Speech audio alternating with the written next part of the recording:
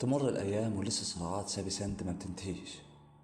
اتكلمنا في تحديث شهر يناير عن أجدد الأحداث اللي حصلت في سابي سنت ما بين تحالفات زي بلاك دايم وإنزينجا وجاجيما وغيرهم. النهاردة هنتكلم عن تحديث شهر فبراير واللي شهد أحداث مثيرة كالعادة. أهلا بيكم في أرض العجائب. في فيديو النهاردة هنتكلم عن تحديث شهر فبراير لعالم الأسود في محمية سابي سنت. أتمنى يا رب الفيديو يعجبك، بس قبل ما نبدأ خلينا نصلي على النبي عليه أفضل الصلاة والسلام. اشترك دلوقتي في القناة واعمل اعجاب بالفيديو لو لسه مشتركتش، ويلا بينا نبدأ. بعد معركتهم مع ذكور انزينجا اجتمع من جديد الإخوان بلاك دام ميلز، وفي نص فبراير بدأوا يتعافوا من إصاباتهم وبقت حالتهم الصحية أفضل بكتير، حتى إنهم بدأوا في الزئير بحلول نهاية الشهر.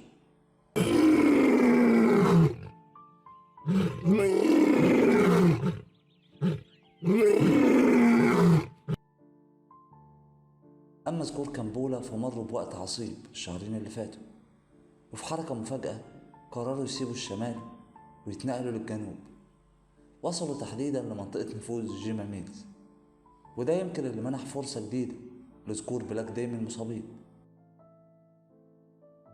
وعلى العكس بالنسبة لموهك وأبنائه اللي رجعوا الشمال بعد فترة من الاختفاء وتحالفوا مع أبناء ناكاهوما وتشاركوا حتى في صيد جاموس.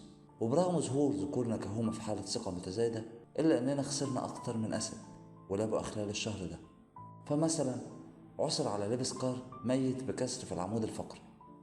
الادعاءات كترت، البعض قال إنها معركة نفوذ، البعض قال إنها معركة صيد، إلا إن التقارير أثبتت إنها عملية صيد جاموس تمت بشكل خطأ.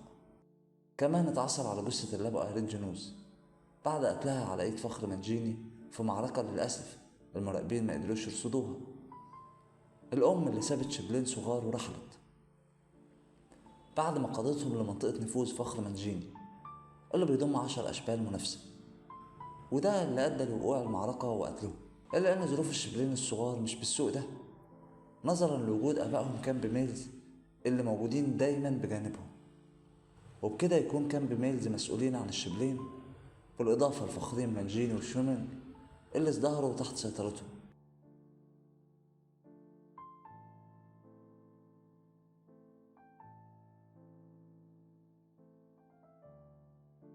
في حين ان لابو تشيمونج المصابة بدأت تتعافى من إصابتها.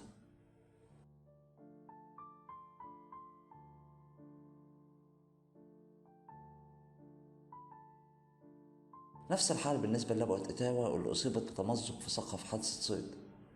كمان شهد ذكر إتاوا القوي بجانب أشباله، إلا أنه ظهر في حالة يرثى لها كما لو كان ظل للأسد القوي اللي كان عليه زمان.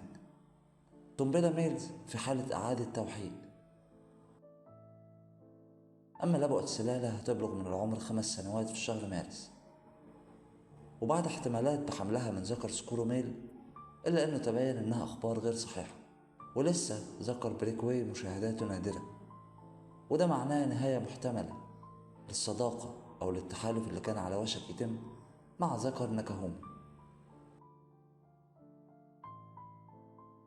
على الناحية التانية وأخيرا اشتبك ذكور انزينجا الأقوياء مع ذكور كامبولا، وانتهت المناوشات بهروب كامبولا من ذكور انزينجا الأقوياء.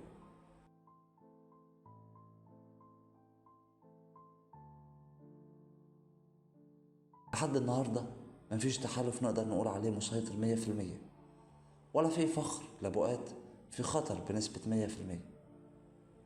دي باختصار كانت لمحة عن أهم التحديثات في عالم الأسود في سابي ساند وكروجر بارك لشهر فبراير 2024. أتمنى يا رب يكون الفيديو عجبك ويكون كان دمه خفيف عليك وتكون كمان استفدت معلومة جديدة. هكون سعيد جدا لو انضميت دلوقتي لأسرة أرض العجائب واشتركت في القناة، وهكون أسعد لو عملت إعجاب بالفيديو، وأشوفك الفيديو اللي جاي على خير.